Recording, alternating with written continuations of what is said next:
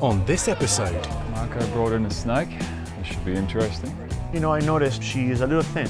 X-raying snakes come with its own unique challenges. You can potentially get bitten here. It's definitely not normal that we can see such a big kind of red lump there. Worst case scenario, she keeps scratching at it and we could get an ulcer, and in some cases result in removal of the eye. Quite literally millimetres away from the eyeball. How am I going to get this gland into such a small pocket?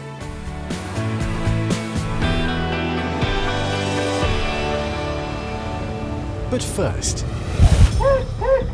this dog can't walk or do anything. I wonder if he's actually in heart failure. Very worried. If I can't act quickly, Disco will die.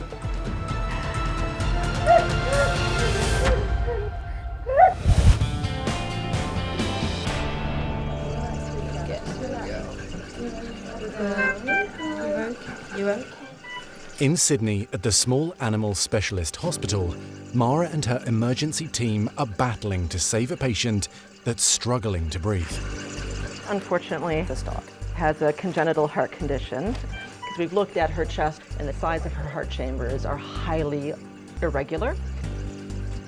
We've given her a little bit of butorphanol to try and help her calm down and not be quite so stressed, because when you can't breathe, you get really, really worried. And if she doesn't like the face, we can do it. Generally, in emergency, we're worried about, do they have an airway and can they breathe? Is their heart beating appropriately or not? And are they getting blood flow to all the areas of their body? And neurologically, are they okay? Those are the things that if we don't act on them right away, we could be game over. Oh, there you go. Good girl. Good girl. But just as Mara and the team stabilise one dog battling for breath, a Springer Spaniel is rushed into emergency, also struggling to breathe. What's the story with this one? This is Disco, 14-year-old male spaniel. Just had an episode where they said he was like standing, a bit kind of didn't want to move. They felt like he was maybe in a bit of pain. Okay. Disco has just come in on a gurney. This dog can't walk or do anything. He's just collapsing. So right off the bat, you worry that there's something seriously wrong. I know, baby. I know. It's very anxious. Mara's worried an erratic heartbeat could be causing the anxiety and breathing problems.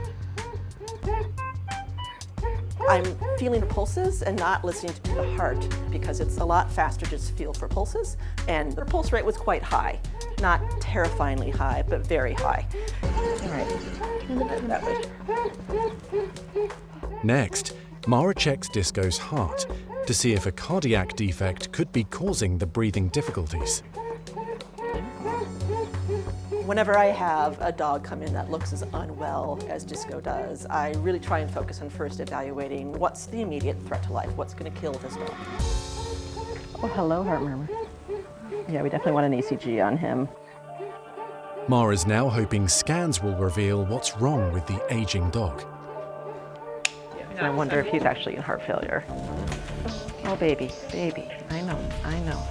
What the heck is going on, huh, baby?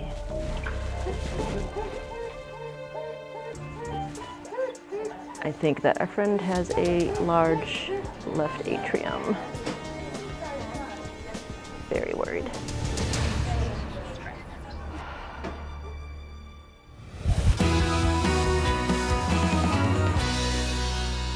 There we go.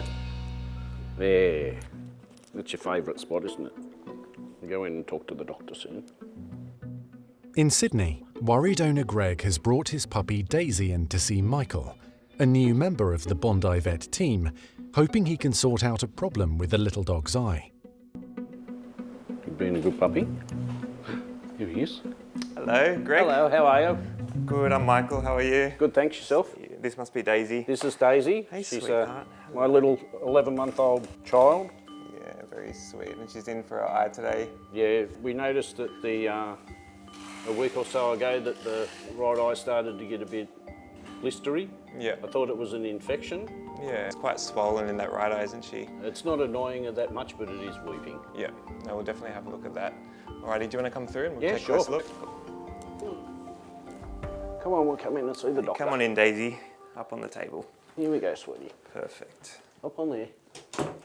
Good girl. Let's take a close look at your eye, hey? Good girl, Daisy. And there's that discharge that you were talking about just sitting at the corner.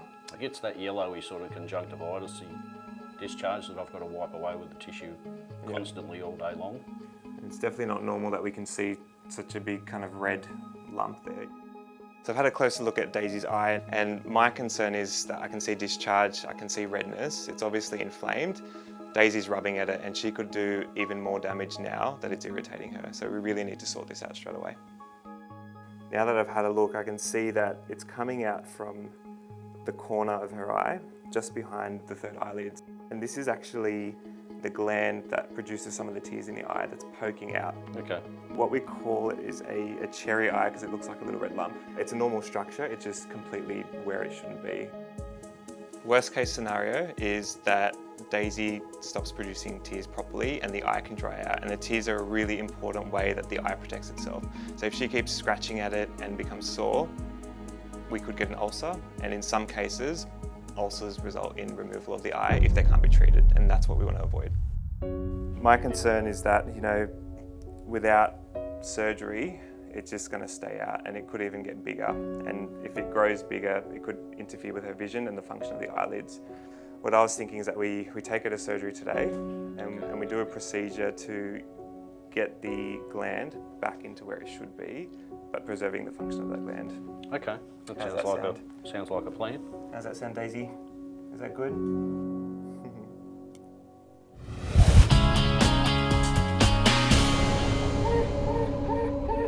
Very worried. Our friend has a large left atrium. At Sash Emergency Department in Sydney, Mara has discovered 14-year-old Disco has serious heart issues. Man, your heart's like wanting to beat out of your chest, baby. So far, with the ultrasound as well as my physical exam, there's a couple abnormalities. Number one, he seems like he has an arrhythmia, so an abnormal heart rhythm. In addition, I found that there is some fluid in his abdomen. We don't normally see fluid in the abdomen. I'm really worried that Disco might have fluid around the heart, compressing it and keeping it from pumping effectively. And if that's the case, it can put the dog in shock. Do you need to look on? An electrocardiogram will show exactly how fast Disco's heart is beating. Ooh, hello, high heart rate. Well, that's not nice. Normal heart rate's probably about 100 to 110. Disco's is more than twice what I would expect it to be, which is actually terrifying. That would definitely be a reason why you're not feeling very good. Good boy. Mara must find a way to lower the out-of-control heart rate before it's too late. Can you slow it down, please? When the heart is beating as fast as it's beating right now, it means that the heart can't pump fluid and blood out into the rest of the tissues the way it should. And so you get lightheaded, you feel weak and unsteady, and I'm concerned that that's what's going on with him. Hold on, lovey. Good job. The super high heart rate is the most immediate threat to Disco's life. If I don't get that heart rate down to a normal level, Disco will die.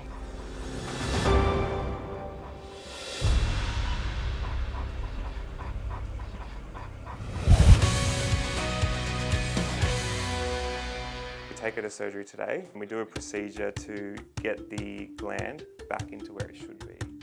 At Michael's practice in Sydney, little King Charles Cavalier Cross Daisy needs immediate surgery to repair an uncomfortable condition called cherry eye. Goodbye, Dad. Okay, all right. See you when you come back. See you with a new eye. All right, thanks for that, Doc. No worries. See you later. We're a little bit anxious. There's always a risk with any sort of surgical procedure, I suppose. I just hope that everything goes fine. I don't want her to have an issue with her eyesight. Alrighty, so we're just going to test her tear production. Michael is checking Daisy's tear production by the gland itself to make sure it's still working properly, before delicate surgery to try to get the swollen gland back into place. That's really good. So we've got about 21 millimeters of tear production, so that's brilliant. Alright, let's Let's get her pre-med.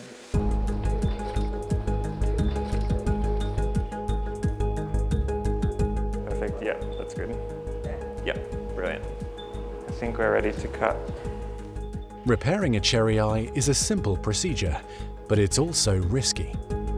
This gland is literally touching the cornea, which is the front of the eye. This is really swollen and I've got such a small space. I'm looking at it thinking, how am I actually going to get this gland into such a small pocket?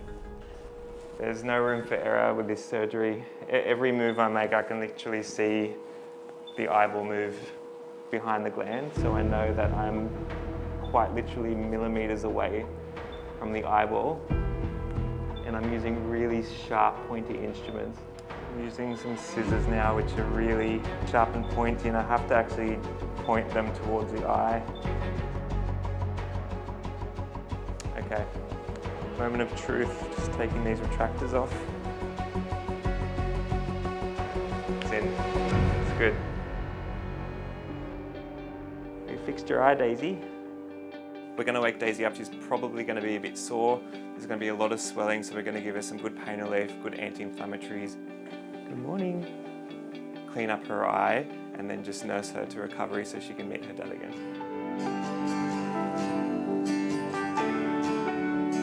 Good, Daisy. Nice and brave.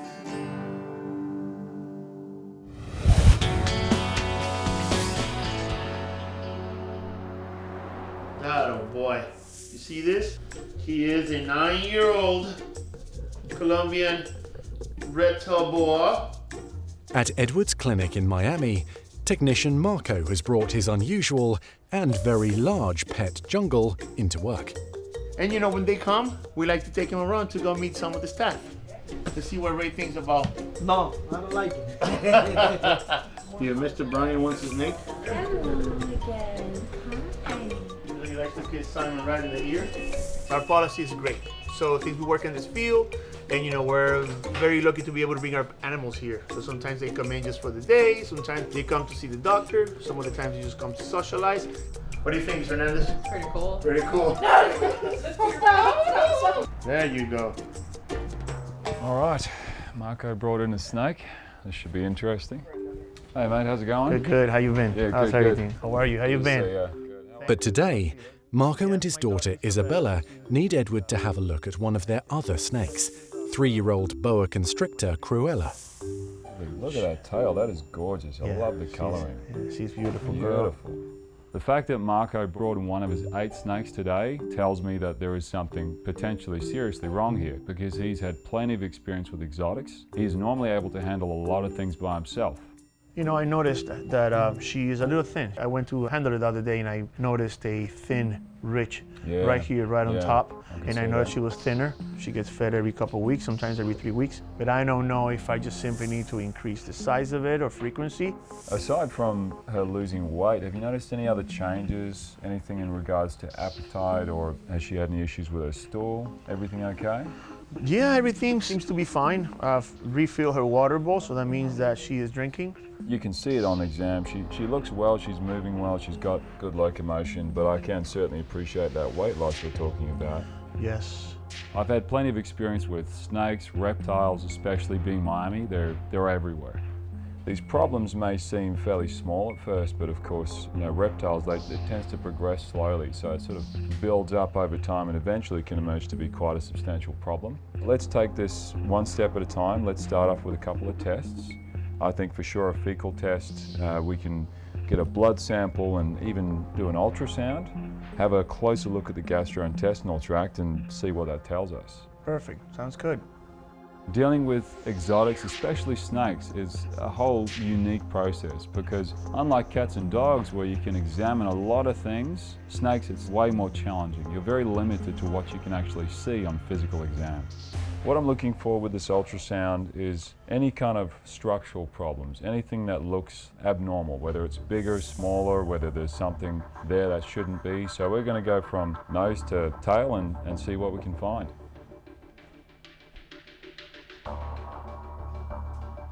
So it's something to see a snake heartbeat. It's really slow and they've got really unique anatomy when it comes to the chambers.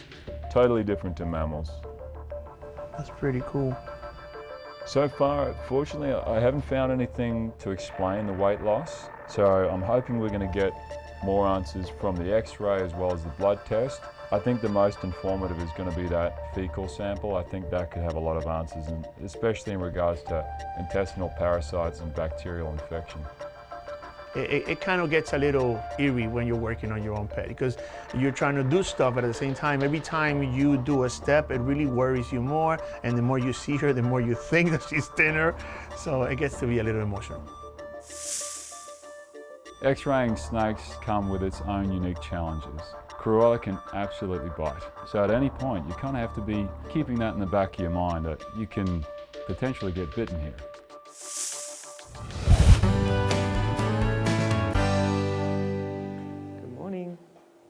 In Sydney, Daisy is recovering well after Michael repaired her uncomfortable, inflamed cherry eye.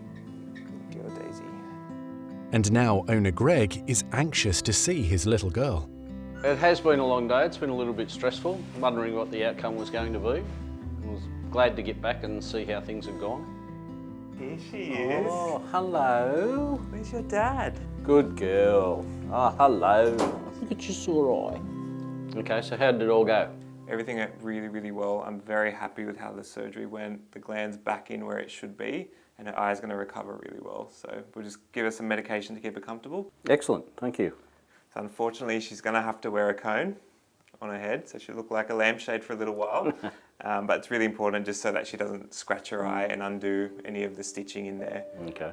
What a good girl. Certainly not a fan of the cone by any means. The best part for me as a vet is to be able to fix a problem.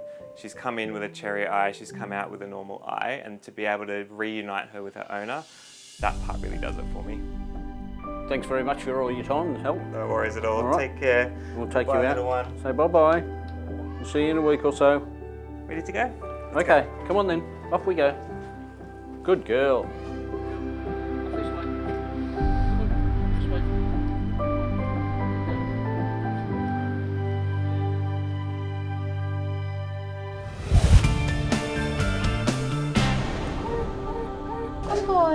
I know, but it's scary. At Sash in Sydney, Disco is fighting for his life as his heart beats at almost twice the normal rate. The reason why that heart rate is so scarily fast is probably due to an underlying problem with the heart itself.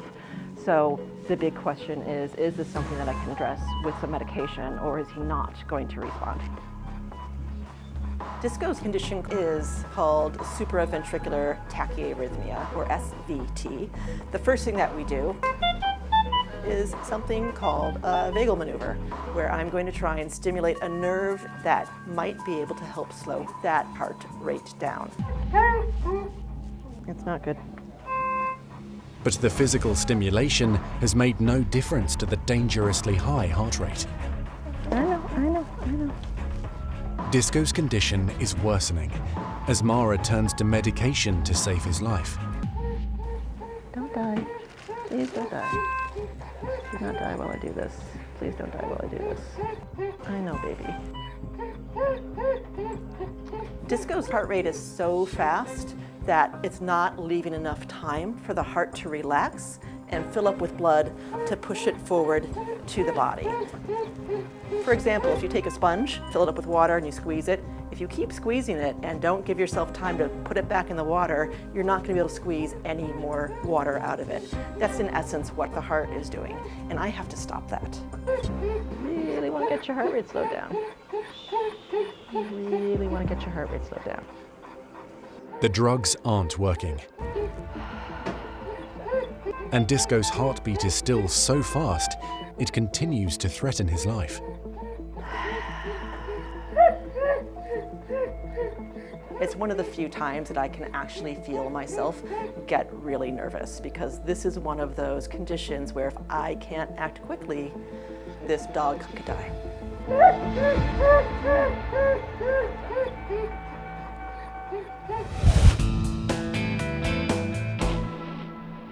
The X-rays came out really good. She lay there still enough so we can get these really nice crisp X-rays. I'm really happy with these. In Miami, Edward is hoping X-rays will help explain the sudden weight loss of vet technician Marco's Boa Constrictor Cruella. You can see her last meal. The lungs and heart look clear. Nice. Fortunately, there's nothing wrong. I can't see anything that would explain why we're losing weight, which is a good thing. I think we should carry on with the next step and we should get that blood sample done, see what that tells us. Perfect. Got it. Let me go get my little assistant and get that going, okay? All right. Removing blood from a snake is challenging, to say the least. It's a lot more difficult to find a vein. One of the easier options is to get a sample from the vein going right at the back of the tail. I'm in. I'm pulling back a blood sample now. Awesome. We're good. Nice. All right. Should I just apply a little pressure for a little while? Yeah, that's it.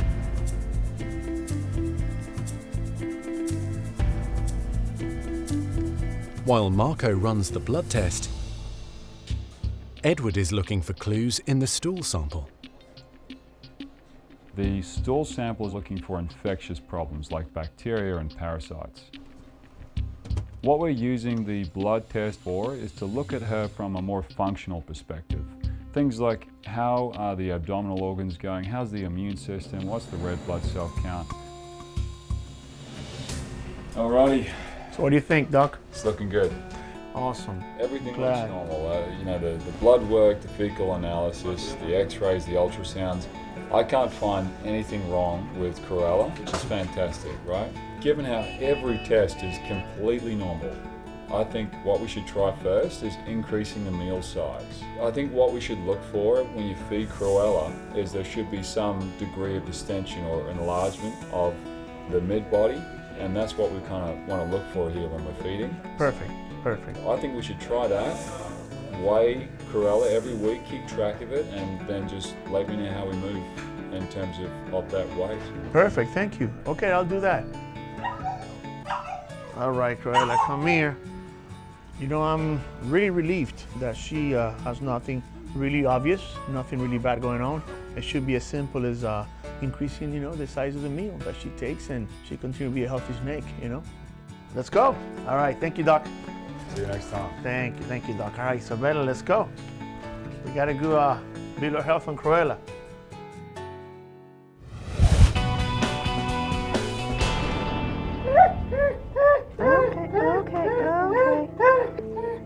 That's really, really high.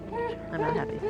In Sydney, SASH emergency and critical care specialist Mara is running out of options to lower Disco's dangerously rapid heart rate, which has the Springer Spaniel on death's door. You really want to get your heart rate slowed down. Giving this type of medication, I expect usually within 5 minutes of starting it that I'm going to see an improvement. Nothing changed at all. Another 0.4 mils, please. Yes. Increased it a little bit.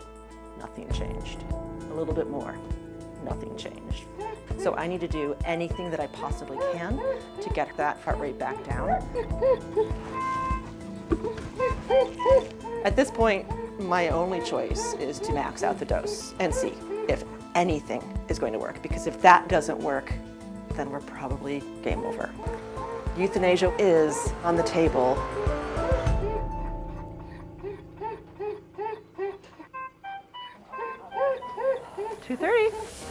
Finally, Good job, Disco. Disco's deadly heart rate is at last slowing. I'll be happy when we get below 200. Come on, baby. Disco. Yeah, that's right. Keep relaxing. It went below 200. Finally, we see the heart rate come down. I did a little happy dance. This is better. 160? Yeah, baby. I'm really happy. It's not fun when you are giving medication to a patient that is supposed to fix things and it's not working. But now we finally have a heart rate that is more compatible with life. Fabulous. I'm going to shove this down your throat now. Please don't bite me. Mara gives Disco one last medication before sending him home to his family. Good job. Swallow. The danger is over for now. Euthanasia was on the table, but the fact that I've been able to get the heart rate down This gives the owners more time to spend with the dog they love. Happily, it worked. Good boy.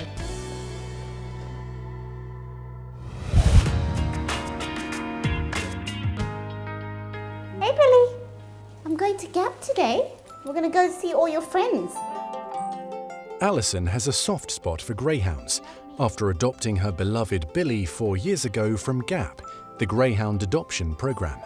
So a couple of nights before we adopted Billy, I was actually on their website looking at the profiles of all the different greyhounds that were ready for adoption. And I remember coming across Billy's photo and the little write-up and description about him, and I just knew that he was perfect. So Billy's fitted in very, very well to our family. I can't actually imagine ever not having Billy in our life. He's one other family member, one other fur baby. I love you so much. Billy's distinctive green collar means he's undergone extensive retraining and, importantly, is now exempt from local muzzling laws. All right, Billy, Mummy's got to go off to work now. You be a good boy, okay? And I'll see you later. Good boy. Today, Alison's been invited back to GAP headquarters to see the latest trainees. GAP's role is to help greyhounds transition from racing dog to devoted family pets. And today, Alison's meeting up with Operations Manager Leah. Hi Leah, how are you? I'm Alison. Great to see you. You too. I'm very excited to be here. I haven't been here for a few years. Brings back a lot of happy memories of my Billy. Leah and the team put ex-racing greyhounds through hours of training, so they learn the everyday sights and sounds away from the racetrack. So because greyhounds generally see their kennels and they see the racetrack and the training track and their trainers, they haven't really been exposed to things that you would find in a normal household. So things like microwaves and ceiling fans and children screaming, all of those things we find in a normal household, these dogs haven't been exposed to. So our job is that transition period between race dog and pet dog. And we try to expose them to as much as we can and teach them those strategies so that they cope with that in their new homes. So come and have a look. Perfect. They're all congregating up here. This is our body awareness yard. So this is where the dogs will hopefully learn that they have 4 feet and not just 2 in front of them. So we have the different surfaces. You can see that Bill here, he's working on where it's a little bit rocky. Yeah, good job. We're just going to do it gracefully. Good boy. Oh, good job. Good boy, whoopsie. Oh, wow. So often they're used to the concrete floor potentially in their kennel and the racetrack and their training tracks. But when it comes to tiles or carpet or any sort of different surface, they get a bit worried.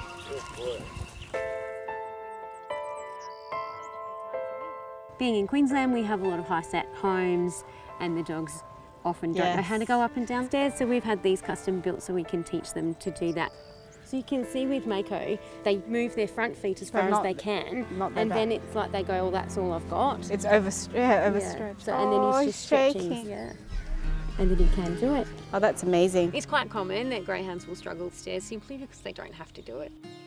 If they're at the track and they're needed to go up onto something, their trainers will pick them up.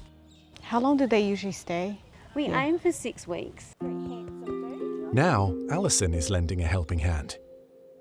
So this is Caesar. He didn't quite pass the first time, so we're really hoping that he'll do well. It's a very handsome dude. Very handsome.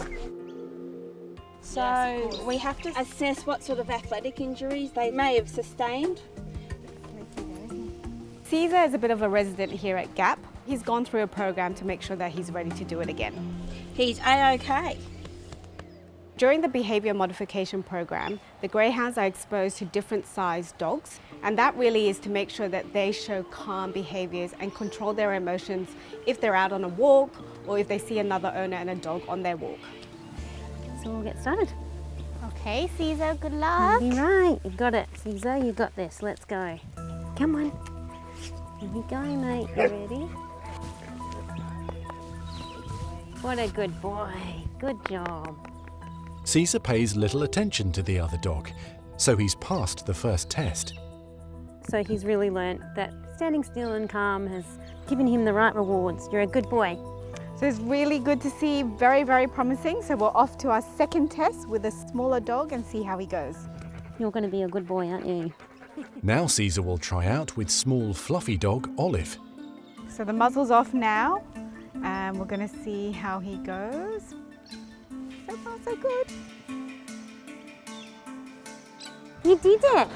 But the big test will be when Caesar is off the leash. Okay, come on. No. Oh, Doing a great job. just ignoring Olive, which is great. Oh, you're a good boy. Caesar's passing with flying colours. Is that the last test? That's the last one. He's all done. So we'll be able to get him a green collar and send him to a new home. We're very proud of you, mate. We're very proud of you. Caesar has earned his green collar, which means he can finally be adopted. Next, Alison is helping with a health check on Mackie. Hi. So Mackie is quite a special boy. He's such a gentle soul. He's really calm. He loves his cuddles. He actually reminds me a lot of Billy. He's 4 now though, isn't he? Yeah, you usually would see. Yeah, some they signs, often yeah. have a bit of pigmentation. That's how Billy Like, started, yeah. yeah. Close to their eyes. Yeah. Mackie has also completed his training and is ready for the final test. And then, hopefully, adoption. So Mackie's going to be assessed with a medium-sized dog called Archie, who's a Kelpie cross. So we'll see how you go. I'm sure you'll be fine. Be a good boy. We're just trying to achieve that dog understands that it's far more fun and it's more valuable to stay with their owner than it is to rush up to those other dogs. Let's go. You can do it. You'll be fine. Oh, you're a good boy. This is really good to see. He's off leash and he's really calm. Good boy. I love his little white socks. Excellent. So that's past the medium. Really good job. Oh, you're a bit spectacular. You are a bit bit spectacular. A-grade student, aren't you? That was a gold star. That is one of the most absolutely rewarding things about this job for myself and for my staff is that we see they come in and they struggle with some things and then we can assist them and we can give them the tools and we can teach them how to be calm and what the appropriate behaviours is, and then we end up with a dog that's going to make an amazing pet. It's so rewarding, I just don't know how to describe it. It's fabulous. Okay, so very exciting. Mackie has passed today and we have something very special for him. Will you do the honours? Yes, please. Fabulous, there you go. Well done, Mackie. You got your green collar. Good boy. Good boy. Good boy. Come on. In Perth, Peter's having a day off, and he's spending it at home looking after his menagerie. Come on. I love it out here. We're on a small farm about an hour east of Perth. It's about 130 acres, and this is a place I call home. Sheila, come on. Sheila, come. We have 3 dogs. Each year I go help de-sex dogs in remote Indigenous communities, and each year I tend to come home with another dog. Cookie the galah came into the animal hospital as a stray orphan baby. He didn't have a home to go to, so I put my hand up to take him home. Hey, Cookie. How you going? Oh, gentle. Ow. I wanted to be a vet when I was very young. I remember one of my dogs getting bitten by a snake and passing away, and that was something that I wish I had been able to do something about. Becoming a vet meant I could do that for my own animals, and in the veterinary clinic I understand what they're going through because I've been there. You're right, come on, got some. I do consider them all pets. I mean, even the sheep come when they're called, so. Peter has a soft spot for one animal in particular. Guinea pigs. I just love them. At the moment, there's about 45 guinea pigs here. Guinea pigs are on the rodent evolutionary chain because of their teeth. However, a lot of other things about them are very similar to horses. Their dietary requirements is very similar to a horse. Their behaviours in that, you know, you have a little stallion running around with his group of mares, and they're a herd animal that grazes, and I love them. It's not necessarily the animal I thought I would find an affinity with, but I do. Peter is excited because one of his guinea pigs is due to have a litter any day. This is Beatrice. I'm just having a little palpate of her abdomen, and at the moment I can feel there's one little head sitting under here, and I think there's at least another 2 on this side as well. I can feel another two heads here. The other reason I know that she's about to give birth is that her pelvis will separate in the week leading up to giving birth, and I can feel that that's actually happening at the moment. So we should be expecting little KV pups or guinea pig pups any day now. This is her second pregnancy, so hopefully everything goes well. There's always a risk with birthing and pregnancy, so we'll be keeping a real close eye on her over the next week. Hey ladies, I've got something for you to come and have a look at. 2 days later at the animal hospital in Perth, Peter has brought in a surprise to show the team. Who do we have in here? Oh, they're so tiny. Can we hold them? We can. Really sweet. Oh. So they're only a day old. Hi guys. Come on. Last night, my little guinea pig, Beatrice, gave birth to 3 beautiful little baby guinea pigs, or pups. Beatrice is doing really well. She's recovered well from the birth and she's looking great. We can have a play and see if you can tell which sex they are. What's this one? That one's a girl. Can I have a look at this one? Oh my gosh. Too cute. This one is a little boy. You can see his little willy there. Oh, don't jump. Right. Everyone in the vet hospital here has pets, and everyone loves bringing their pets to work. And today it's my turn with my little pups. These were inside their mum less than 24 hours ago. That's amazing. Too cute. I've already named them. Their names are Hazel, Pom Pom, and Barry. Once they're old enough, they'll be weaned from mum and they'll go to new homes, hopefully to live with some happy little kids. Good boy. Let's go. Good job. Oh, you're a good boy. 3 weeks after Caesar underwent rigorous training at the Greyhound adoption program. You did it. You did it. You're a good boy. And passed his green collar assessment, there's good news. Lucky Caesar has now found his forever home.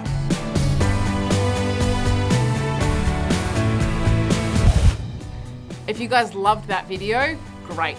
Make sure you subscribe to our YouTube channel below. That way.